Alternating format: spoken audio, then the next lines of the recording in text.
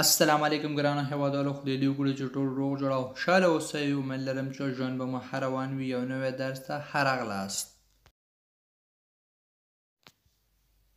نن یو ځل بیا تاسو لپاره مې یو ټکسټ تیار کړی دی، غواړم تاسو لپاره تشریح کړم. په دې ټکسټ کې ټولې جملې چې دي په راتلونکې زمانه کې دي، یعنی هر یو فعل په راتلونکې زمانه کې استعمال شوی، یعنی دا ټکسټ چې دی مربوط دی راتلونکې زمانې دی. یعنی تاسو څنګه کولی شئ چې په راتلونکې زمانه کې یو ټکسټ یا یو ټاپک ولیکئ یا یو متن ولیکئ یا یو جمله جوړ کړئ. نو دغه ویډیو تر اخره را سره وګورئ، انشاءالله یو اندازه به ورباندې پوه شئ. راځئ چې درس شروع کړو.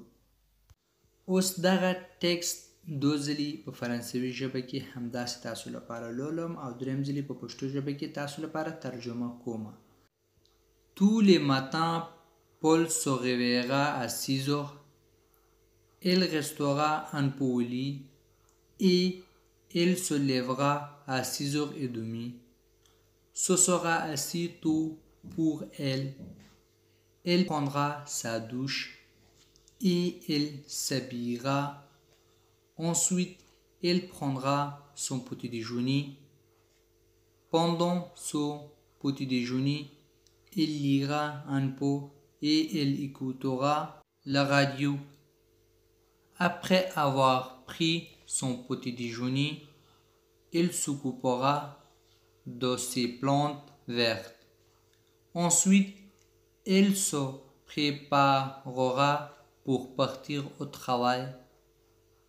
Elle se brossera les dents. Elle se maquillera. Elle mettra son manteau et elle partira au travail. Elle partira de chez elle à 7h15. Tous les matins, Paul se réveillera à 6 heures. Il restera un peu au lit et il se lèvera à 6h30. Ce sera assez tôt pour elle. Elle prendra sa douche et elle s'habillera. Ensuite, elle prendra son petit déjeuner. Pendant son petit déjeuner, elle lira un peu et elle écoutera la radio. Après avoir pris son petit déjeuner, elle s'occupera de ses plantes vertes. Ensuite, elle se préparera pour partir au travail. Elle se brossera les dents, elle se maquillera, elle mettra son manteau et elle partira au travail. Elle partira de chez elle à 7h15. اوس راځئ چې په پښتو ژبه کې ترجمه کړو. Tous les matins یعنی هر سهار.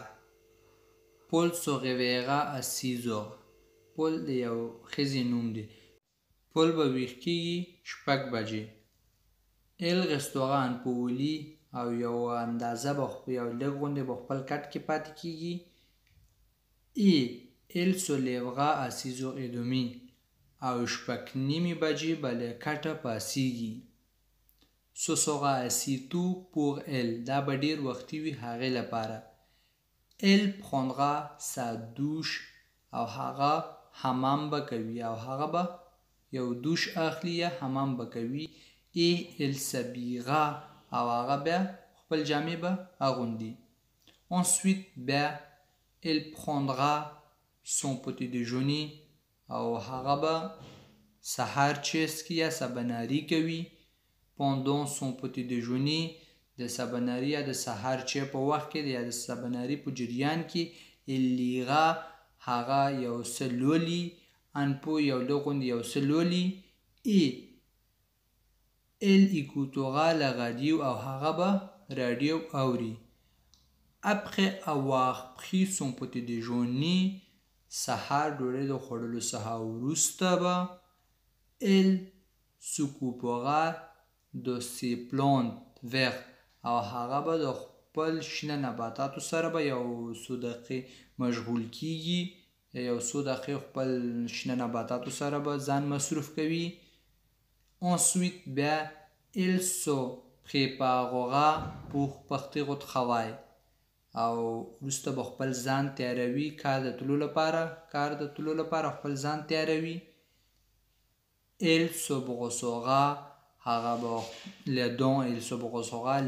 هغه به خپل غاښونه برش کوي il se maquillera او هغه به میک اپ کوي یعنی خپل ځان سینګاروي il mettra son manteau او هغه به خپل کوټ اچوي خپل کوټ اغوندي او il partira او هغه به ووځي au travail خپل کار لپاره il partira au travail او هغه به خپل کار ته ځي il partira de chez elle à 7h15 هغه به پاوباندې 2 بجې له خپل کور څخه وځي یعنی پاوباندې 2 بجې به له خپل کور څخه ځي Avant de commencer son travail, il prendra un café avec Julien, son collègue. Il travaillera de 8h à midi. Après avoir terminé son travail, il ira se promener dans un parc. Il se promènera pendant 1 heure et puis il rentrera. Chaque soir, il fera quelques courses au supermarché du coin.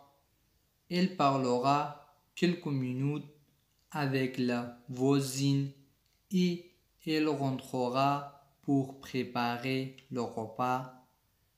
Paul vivra seul. Il n'aura pas d'animaux et elle sera heureuse comme ça. Avant de commencer son travail, il prendra un café avec Julien, son collègue. Il travaillera de 8h à midi. Après avoir terminé son travail, il ira se promener dans un parc. Il se promènera pendant 1 heure et puis il rentrera. Chaque soir, il fera quelques courses au supermarché du coin. Il parlera quelques minutes avec la voisine et il rentrera pour préparer le repas. Paul vivra seul. Il n'aura pas d'animaux et il sera heureuse comme ça. اوس راځي چې په پښتو ژبه کې ترجمه کړو. Avant de commencer son travail, کار د شروع کولو څخه مخکې il prendra un café avec Julien, son collègue.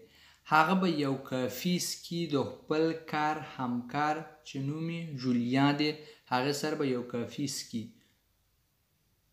کلیګ وای د کار ملګری څوک چې در سره کار کوي کاري همکار. il travaillera de 8h à midi. هغه له 8 بجو څخه نیولې تر غرمې پورې کار کوي. il travaillera هغه کار کوي de 8h à midi له 8 بجو څخه تر غرمې پورې. Après avoir terminé son travail, کار د ختمولو څخه وروسته il ira se promener dans un parc. هغه به ځي یو پارک کې پیاده‌روي کوي. il ira هغه به ځي se promener چې پیاده‌روي وکړي dans un parc په یو پارک کې. il se promènera pendant 1 heure. هغه به 1 ساعت پیاده‌روي کوي یعنی پیاده حرکت کوي. او puis il rentrera او بیرته خپل کور ته ځي. chaque soir هر ماښام il fera quelques courses. هغه به کوي شوپینګ یا خریداري یعنی هر ماښام هغه یو څه شوپینګ به کوي. au supermarché du coin یعنی په سوپرمارکټ کې یعنی په مغازه کې. il parlera quelques minutes avec la voisine. او هغه به یو څو دقیقې خبرې کوي له خپل همسایه یا ګاونډي سره.